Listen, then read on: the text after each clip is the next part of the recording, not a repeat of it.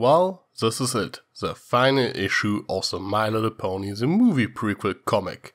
This certainly was an interesting ride. I hope you guys enjoyed it as much as I did. And now, let's begin.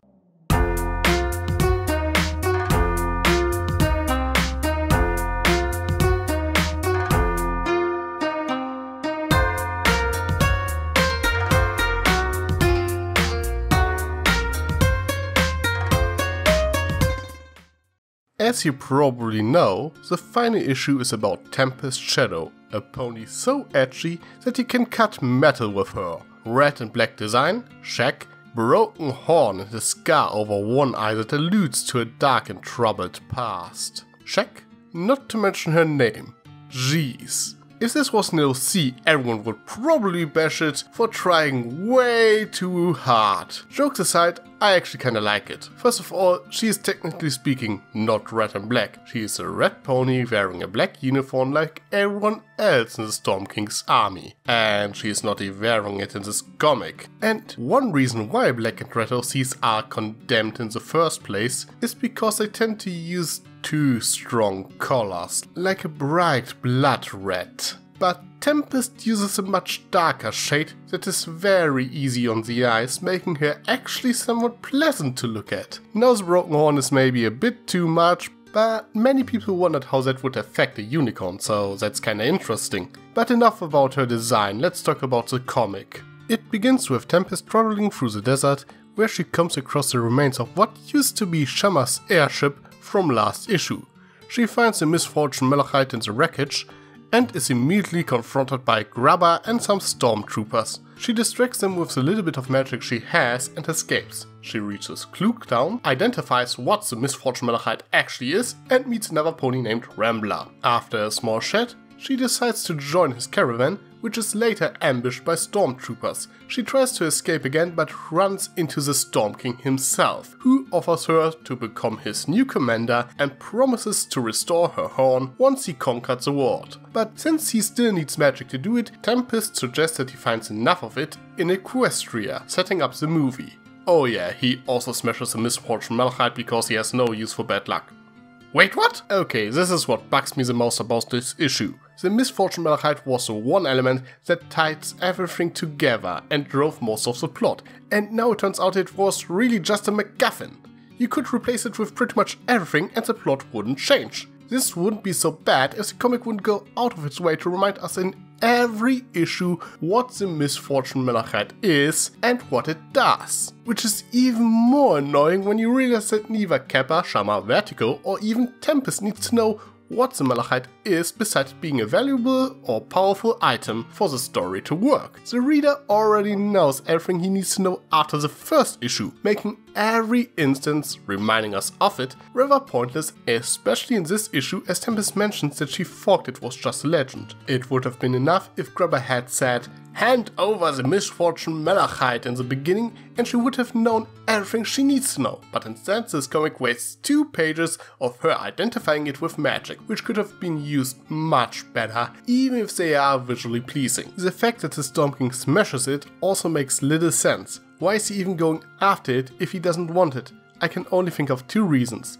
Either he doesn't want to risk that anyone uses the misfortune malachite against him, or it's a simple matter of pride. Someone stole something from him and he wants to get it back no matter what. Both would somewhat fit his obsession with control, but it seems rather odd. Then there is his reasoning. He claims that he believes in bad luck and that it's the last thing he needs. This somewhat contradicts his action in issue number 1, in which he shrugged the warning off and was completely unconcerned. It is possible that he blames the malachite for Strife's betrayal, but he should have been well aware that Strife must have planned that long before they reached Panthera. So his decision to smash it seems rather forced. Not to mention that it just feels like a complete waste that we never see what the misfortune malachite is actually capable of, and that it doesn't carry over into the movie. Seems like I was wrong last time around. Now there's an argument to be made that the misfortune malachite still influences the story as it brings misfortune, and indeed bad things happen to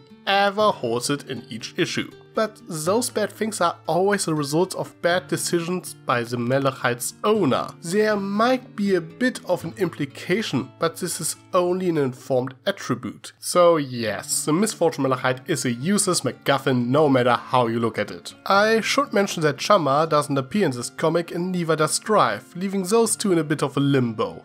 As such, I can only assume that Shamar died when his airship crashed, unless he pops up in the movie, which I somewhat doubt. In the first two issues it felt like they were going somewhere with Strife, which as it turned out is not the case. As he can fly, I'm pretty sure that he is still alive after the Storm King threw him from Selenos' airship, but he barely contributed anything in the great scheme of things, making him a rather pointless addition to the plot. Unless it turns out that he appears in the movie after all, which I also doubt. This issue was the last chance to tie everything together and present a complete story, but they wasted this opportunity. Kappa also doesn't appear in this comic, even though Tempest hangs out in Klugtown for a bit, which also seems like a waste opportunity to flesh him out. Though it is likely that this was enforced by the virtue of this being a prequel.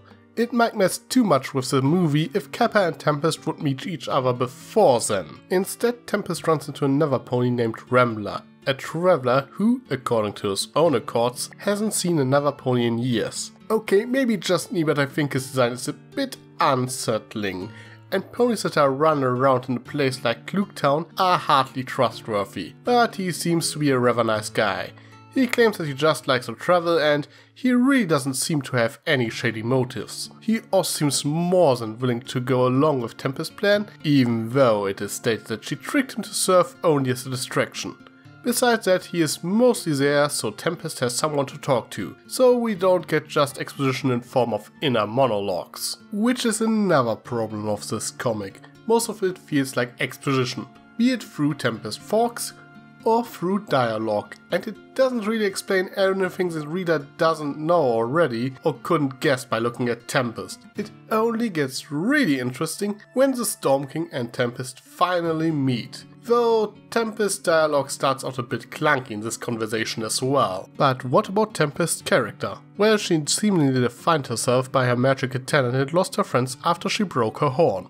This comic doesn't really elaborate on what exactly happened. Since then, she is traveling the world to find a way to restore her horn. She shares the philosophy of the Storm King of not trusting any pony, implying that her friends abandoned her after she lost her magic. Though it should be noted that she is still able to cast magic to some degree, but it's not reliable and apparently pretty risky. That being said, even though she claims that she doesn't trust anyone, she seems to enjoy Rambler's company, so while she betrayed him in the end, it is an indicator that she probably wants to have friends after all. It is probably very likely that she will be redeemed by the end of the movie, realizing that friendship is the magic she has been looking for the entire time or something like that. She also agrees to help the Storm King rather quickly. All he had to do was promising that he will help her, so she's either really desperate to get her horn back or to find some company at all.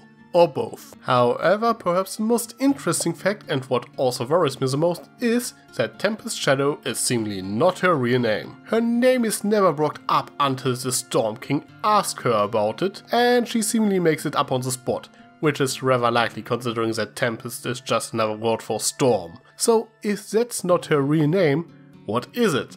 We will probably learn it in the movie, but I'm really worried that it is something like Dusk Glitter, because I really get the feeling that we get another unicorn that is meant to mirror Twilight. She is a unicorn that defines herself through her magical talent and doesn't believe in friendship. Her behavior in this comic in fact reminds me a bit of season 1 Twilight, especially when she starts talking about bad luck and curses. She sounds very similar to Twilight in Brilliant Gossip and Feeling Pinky Keen in particular. Now they at least take a new angle with her being depressed because she lost the ability to cast magic, but it's still overdone by this point. Another issue that I have is that this comic doesn't really seem complete. It seems like more should be happening, and that's where I have to mention that Tempest not only got this comic to explain her background story, she also received a chapter book entitled The Stormy Road to Canterlot, which seemingly goes into much more detail than this comic.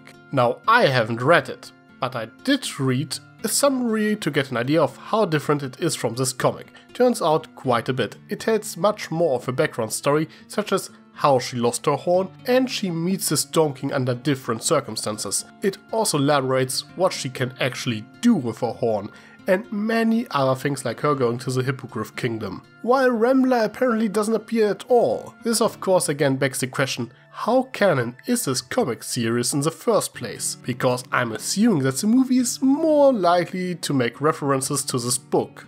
The strange thing is that the stormy road to Canterlot seemingly still lines up with the first 3 comic issues, as the Storm King is still after the misfortune malachite just to crush it, and Tempest still finds it in the remains of an airship in the desert, so I suppose they are at least canon to a certain degree. Frankly, it seems to me like the comic team only got a couple of plot points to work with, but I guess we have to wait for the movie to see how canon these comics actually are. With that being said, let's wrap things up. The final issue of the My Little Pony the movie prequel comic is not terrible, but frankly it is lacking in several aspects. Especially the destruction of the misfortune malachite feels very anticlimactic. This comic also feels very bare bones. There should have been more, and it wastes a lot of exposition on things the reader already knows and are not essential for the characters to know either, making it seem like a complete waste of comic panels. What makes it worse is that there is an alternative to this comic. I haven't read The Stormy Road to Canterlot, but after I looked up its summary, it just seems like a much more interesting story. It goes more into detail and has overall more story to offer. Really, the only thing this comic has going for it is the artwork. So, while it kinda hurts me to say it, I would recommend to skip this issue and read the book instead. The first 3 issues are still worth checking out, but the existence of a chapter book explaining Tempest's background story in more detail makes this issue sort of obsolete and probably non-canon. But what about you? Have you read this comic? Anything that bothered you? Have you read The Stormy Road to Canterlot?